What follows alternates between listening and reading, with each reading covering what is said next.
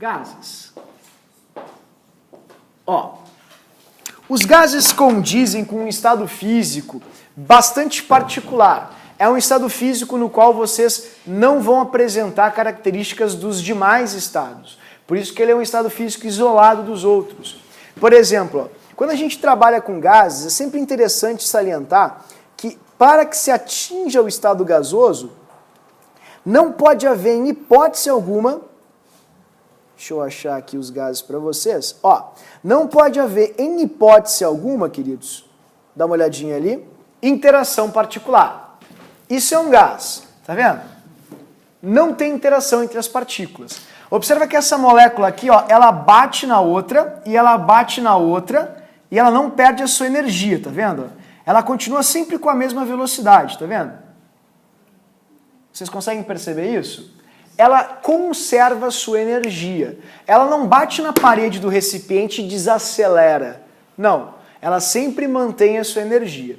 Os físicos chamam isso de colisão elástica. Então, isso nos leva a crer que, para que nós consigamos abranger todos os tipos e espécies de gases que existem, haja vista que eles são diferentes, por exemplo, esse é o neônio. Dá uma olhadinha no argônio. Ó, o argônio já tem uma bolinha maior, tá vendo? Dá uma olhadinha agora para o oxigênio. Pô, são 2 átomos no oxigênio. Então, cada gás vai acabar tendo a sua particularidade. Só que para que tu crie uma regra genérica e abrangente, a gente precisa inventar um modelo idealizado de gás. E é por isso que os físicos criaram um modelo chamado de modelo de gás ideal. Gás ideal. O gás ideal ele não existe. Ele é um modelo físico de gás cujos gases nobres se assemelham muito a esse gás inventado, porque eles são os gases e substâncias que mais se aproximam dessas características que eu vou mostrar para ti agora. O gás ideal ele tem que ter e fazer apenas colisões elásticas. Colisões elásticas, como vocês estão enxergando aqui. Elásticas. Ou seja, que são as colisões que conservam a sua energia. A molécula não perde energia ao bater em outra molécula. Outra coisa que o gás ideal ele tem que ter é total ausência de forças intermoleculares. Ele não pode apresentar entre si nenhuma ligação de hidrogênio, Van der Waals. Essas coisas não fazem parte da natureza dos gases ideais. Forças intermoleculares. Intermoleculares. Ok? Pessoal, eu vou te fazer uma perguntinha bem básica. Eu gostaria que vocês dessem uma olhada no tamanho do neônio. Eu vou tentar pegar uma bolinha aqui, tá? Ó, vou fazer o tamanho de uma bolinha de neônio. Até fiz maior. Deixa eu pegar uma aqui. Elas não param, né? Aqui, essa parou, desgraçada, não para. Pronto. Esse é o tamanho de uma bolinha de neônio, tá? Presta atenção, isso parece idiota, mas é super importante. Tá, agora eu vou te mostrar uma bolinha de argônio. Ela é maior, né? Ó, vou pegar aqui essa aqui, ó. Ela é um pouquinho maior, né? Vocês conseguem perceber a grande diferença de tamanho entre as duas? Um átomo é uma coisa grande ou pequena? É desse tamanho aqui, como a gente está mostrando nesse simulador? Não, é infinitesimalmente pequeno. Então, se um átomo é uma coisa muito, muito pequena, e a diferença de tamanho entre os átomos também é algo muito pequeno, o tamanho de uma molécula gasosa, ele é tão pequeno, mas tão pequeno, que na química e na física a gente despreza. A gente diz que o tamanho delas, a diferença de tamanho delas, é desprezível. Ou seja, como é uma coisa tão pequenininha, não interessa se é uma molécula mais gordinha ou uma molécula mais levinha. A diferença de tamanho entre elas, na prática, não surte efeito nenhum. Então isso é muito importante. Ó. A diferença de tamanho entre as moléculas é desprezível. A diferença de tamanho, diferença de tamanho é desprezível. Tamanho é desprezível. desprezível. Desprezível. Porque é uma coisa muito pequena mesmo. Outra informação bem importante que na física se trabalha muito, eu queria que vocês olhassem para o quadro, por gentileza. Ó, dá uma olhadinha aqui na... Eu vou colocar aqui embaixo, assim, tá? Fechou? Por favor, pessoal, deem uma olhadinha na temperatura. Olhem para a temperatura. Vocês focaram na temperatura ali? Sim ou não? Tá, eu vou aumentar a temperatura. O que que tu consegue perceber nas moléculas, nas partículas? Isso, tá vendo? Eu aumentei a temperatura. Tá aumentando o que das partículas? A agitação. Num gás ideal, a temperatura, ela é diretamente proporcional. Ó, temperatura é diretamente proporcional à energia cinética desses gases. Energia cinética desses gases. Ou seja, a energia de movimento. Se um gás ideal se mexe muito, ele se agita bastante por causa do acréscimo de temperatura que o sistema acaba, não é, apresentando. Outra coisa, vocês poderiam olhar lá em cima a pressão? Tá vendo a pressão? Eu vou te mostrar uma coisa meio estranha, tá? Vamos lá. Dá uma olhadinha ali, ó. Eu estou diminuindo aqui a temperatura do gás. Deixa eu pegar aqui e botar ele sólido. Pronto, assim. Não foi para sólido, que legal. Dá uma olhadinha na pressão lá. A pressão está aumentando ou está diminuindo? Por quê? Isso é muito, muito importante. A pressão de um gás, ela é decorrente de uma única exclusiva consequência, digamos assim, de ação desses gases. Como assim? Coisa estranha que tu falou. Não, é bem fácil de entender. Tá tendo muita batida lá naquela tampinha lá em cima? Quanto é que tá a pressão lá? Porque não tem batida. Batida é força, pessoal. Força numa área muito pequena, então a força é alta. Tá vendo? Força sobre área, pressão. Quando as moléculas começam a bater, dá uma olhadinha, eu vou até baixar aqui para ti, ó. Ó, bateu, teve pressão lá? Ah, teve, né?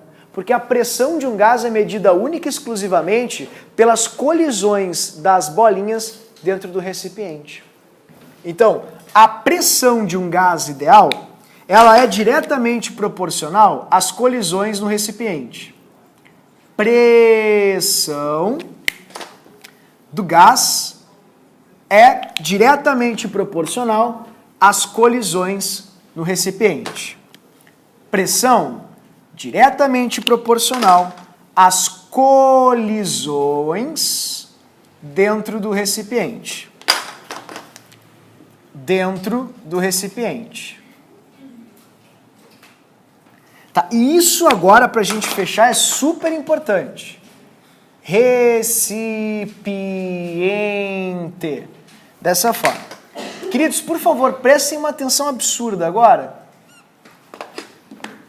Porque eu gostaria que vocês me respondessem algo bastante óbvio. Por gentileza, dá uma olhadinha no volume desse gás aqui. Esse volume é grande ou pequeno? O que vocês acham, assim? É percepção pura e simples, tua opinião, assim. Pequeno, né? Tá, e agora, ele é grande ou pequeno? O volume do gás está aumentando ou está diminuindo? Vocês viram que o gás vai ocupando todo o espaço que ele tem? Sim ou não? Tá, mas esse espaço que ele tem foi determinado por quem? Quem é que determinou o espaço desse gás? Eu determinei o espaço desse gás. Porque se eu quero que o gás tenha esse espaço aqui, ó, o que eu faço? Eu reduzo o volume dele, tá vendo? Aí ele vai ter esse espaço aí, inclusive reduzir demais. Né? Exatamente. Eu que determino como esse gás vai ficar. O tamanho. Eu quero um gás grande. Ah, daí eu dou bastante espaço para ele. Eu dou um recipiente grande para ele. Quero um gás pequeno. Ah, daí eu diminuo o espaço dele. Eu dou um recipiente pequeno para ele. Porque o volume de um gás é determinado única e exclusivamente por mim, dono do recipiente. Ok? Então o volume do gás é determinado pelo recipiente.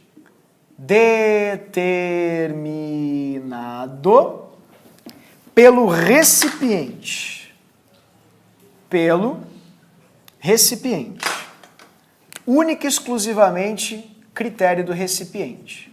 Se um gás tem um recipiente de 10 litros, esse gás vai ter 10 litros. Se o gás tem um recipiente de 20 litros, ele vai ter 20 litros. Tá, e daí que esse gás, como vocês bem viram, ele sofre transformações. Como assim transformações? Transformações gasosas. Gasosas. Ele sofre 3 transformações gasosas que são importantíssimas, que a gente vai trabalhar hoje. Aí no início da aula que vem eu vou mostrar as outras transformações gasosas que tem a ver com quantidade de matéria e tal. Ele pode mudar de 3 formas diferentes. A primeira transformação gasosa que ele pode sofrer é uma transformação gasosa que a gente chama de isotérmica, que é a temperatura constante. Transformação isotérmica é uma transformação que ocorre a temperatura constante. Ok? Ele pode sofrer mudanças também a pressão constante, que a gente chama de isobárica, que é uma transformação, ou seja, uma mudança que eu vou promover ao gás com uma pressão constante.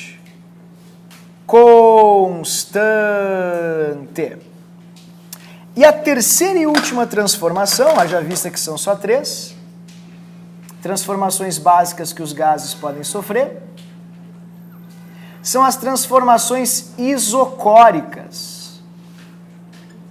Isocóricas ou isovolumétricas, que são as transformações a volume constante. Eu vou mostrando cada uma delas para vocês e a gente vai aqui, ó, no próprio quadro, estabelecendo a proporção que existe entre essas propriedades. Certo? Vou mostrar aqui, tem um aplicativo super bom para entender isso. O professor achou agora. Quero estrear contigo o aplicativo. Ok? Dá uma olhadinha aqui para a gente encerrar a aulinha de hoje. É bem fácil. Tá aqui. Ó, eu vou começar com a transformação que ocorre a temperatura constante. Eu queria que vocês observassem a velocidade de agitação dessas moléculas. Tu poderia focar um pouquinho na velocidade de agitação delas? Tá focando ali? Tá. Preste atenção que conforme eu aumento ou diminuo o volume, essa velocidade ela não aumenta. Ela continua exatamente igual. E se essa velocidade continua exatamente igual, desculpa. Eu tenho toque, falei pra vocês não estão acreditando. Se essa velocidade continua exatamente igual, queridos, a velocidade ela é um indicativo do quê? A temperatura não mudou. Quando eu abro uma garrafa de refri, por exemplo, eu não congelo ela na minha mão. Quando eu fecho, eu não fervo ela na minha mão. Entende? Porque nem toda mudança gasosa ocorre com mudança de temperatura, como vocês mesmos estão vendo. Quando a temperatura ela é constante, o volume vai influenciar e muito na pressão deste gás. Prestem atenção no que eu vou mostrar para ti. Vamos supor que eu aumente o volume desse recipiente, tá vendo? A quantidade de batidas, que estão acontecendo aqui em cima no êmbolo móvel, ficou maior ou menor? O que tu acha? Eu não consegui entender muito bem. Eu vou te ajudar. Foca na quantidade de batidas que estão acontecendo nele agora, tá? Eu vou reduzir o volume. Tá batendo mais ou batendo menos? Tu consegue enxergar isso? Pois é, porque segundo Boyle, porque essa é a lei de Boyle, quando a gente reduz o volume de um gás, a pressão do gás aumenta proporcionalmente ao inverso do volume, o que dá uma função matemática chamada de hipérbole, literalmente, que é aquela curvinha bonitinha que a gente tem, que inclusive no livro, tá na... Que página que tá, Giovana Caldeira? 36. Pode ser na 86 também, tá? Foi isso que o Boyle nos disse, que a pressão gasosa, ela é diretamente proporcional ao inverso do volume do gás, que significa dizer que eles são inversamente proporcionais. Ou seja, quando eu aumento a pressão sobre o gás, o volume desse gás vai diminuir proporcionalmente. Se eu dobrar a pressão sobre o gás, o volume do gás vai cair pela metade. Eu achei difícil isso. Ó, vou mostrar aqui pra ti, é fácil, ó. Quer ver? Olhem esse tamanho aqui, tá? Ele estava aqui em cima, tá vendo? Tudo bem? Ok? Tá, eu quero ficar pela metade, eu quero ficar aqui. Diminuir o volume. Deixa eu mostrar pra ti ali, ó. Deixa eu botar ali pra ti, ó. Eu tive que dobrar a pressão do gás. Se eu dobrar a pressão desse gás, que é exatamente igual à pressão que o gás faz dentro desse recipiente, eu diminuo o volume desse gás. Tudo bem? Então, a pressão gasosa ela é inversamente proporcional ao volume. E o que o Boyle nos mostrou matematicamente? Que se isso dá uma hipérbolezinha, sempre que eu... Olhem só, o professor até deixou engatilhadinho para ti já isso. Ó. Olha que fácil. Ó. Ele percebeu que se isso é inversamente proporcional, sempre que a gente aumenta a pressão, o volume reduz. E sempre que eu aumento o volume, a pressão reduz, proporcionalmente. Então ele fez um pequeno experimento. Ele fez um experimento no qual tu tinha um volume de meio litro, tá? E ele mediu a pressão como a gente viu no simulador, era de 2. Aí ele aumentou o volume, ele dobrou o volume, foi para 1 litro. Olha o que aconteceu com a pressão. As batidas caíram pela metade. Viu só? A pressão foi para 1 atmosfera. Aí ele aumentou ainda mais o volume. As batidas caíram ainda mais. Exatamente ficaram pela metade. Então ele percebeu que sempre que ele multiplicava a pressão pelo volume, ele achava o mesmo número. Um número constante. Viu só? Essa é a lei de Boyle. A pressão e o volume são inversamente proporcionais. E elas só seguem essa proporção porque essa variação é constante. Sempre que eu diminuo o volume de um gás, a sua pressão aumenta proporcionalmente à diminuição. É bem rapidinho, tá, queridos? Não vou atrapalhar muito vocês. As outras duas que seguem as mesmas relações, ó, eu vou mostrar a segunda ali, é a isobárica, é a de Gay-Lussac. Tá aqui, ó, pressão e temperatura. Ah, não, desculpa. Perdão. É Charles. Aqui, fechou. Sempre que a pressão se mantém constante, observem bem, a pressão ali em cima ela não vai variar. A pressão é sempre a mesma, tá vendo? Ó, a pressão aqui em cima é a mesma. Observem uma coisa interessante, queridos. Sempre que a gente aumenta a temperatura do sistema, ó, a bolinha ali em cima que indica a pressão não varia, tá vendo? Vocês estão percebendo que as moléculas estão se agitando mais? Sim ou não? E por elas estarem se agitando mais, com a pressão sobre o sistema não está mudando, está fazendo com que o sistema cresça. Isso significa, ou é a mesma explicação que a gente tem... Tchau, gurias, tudo de bom. Tchau, tchau. É a mesma explicação que a gente tem, por exemplo, quando tu pega um balão e tu bota ele no fogão. Quando tu pega um balão e bota ele sobre o fogão, as moléculas do gás, como tu está vendo ali, elas ficam mais agitadas, sim ou não? O que acontece com o tamanho do balão? A pressão sobre o balão muda? A pressão atmosférica está mudando ali? Não. Mas como as moléculas se agitam mais, o balão acaba expandindo. Se tu pegasse esse mesmo balão e pusesse na geladeira, assim, ó, as moléculas ficaram mais devagar, mais lentas? Porque eu baixei a temperatura. O que acontece com o volume do balão, então, se tu botar ele na geladeira? Diminui proporcionalmente, que é a transformação, como chamamos, de transformação isobárica. O volume depende única e exclusivamente da temperatura do gás. Se eu aumentar a temperatura do gás, o volume aumenta proporcionalmente. Se eu diminuir a temperatura do gás, o volume reduz proporcionalmente. É isso que vai acontecer. Tudo bem? Tchau, Carol.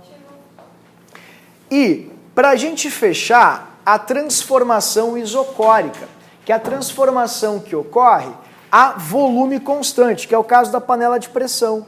Por exemplo, o volume não vai mudar nessa situação como vocês estão vendo, ele está fixado ali naquele ponto onde tu está enxergando.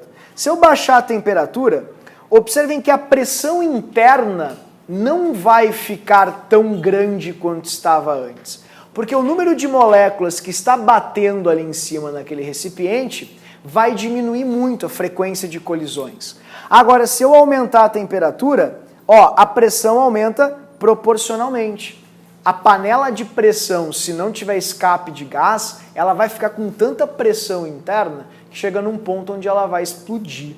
Porque se eu aumentar a temperatura de um gás, a pressão do gás também vai aumentar proporcionalmente. Isso significa que a pressão e a temperatura são expressões diretamente proporcionais.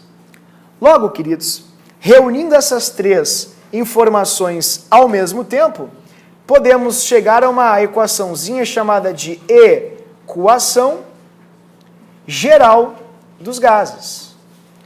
A equação geral dos gases mostra que sempre que a gente multiplica pressão por volume e divide pressão por temperatura e volume por temperatura, como o professor mostrou aqui embaixo, que é um múltiplo, um divisor comum, na verdade, a gente vai achar um valor constante. Um valor igual, sempre constante. E se ele é sempre constante, quando a gente tem um gás que está numa condição inicial P1, V1 e T1, dessa maneira, o resultado dessa equação vai ser exatamente igual a uma outra condição com essas variáveis, não é? Alteradas. P2, V2 e T2. Afinal, o produto PVT dá sempre o mesmo número. Não importa em que condições isso aconteça. Se vocês aumentarem, diminuírem em pressão, volume e temperatura, a gente sempre vai ter o mesmo valor, sempre vai ter um valor constante. Essa é a equação geral dos gases. Cai muito mais em física do que em química. Em química tu nem vai encontrar muito isso não, mas eu queria trazer para vocês porque algumas questões mais antigas, e a CAF, obviamente, pode mostrar algo para ti. Na aula que vem, então...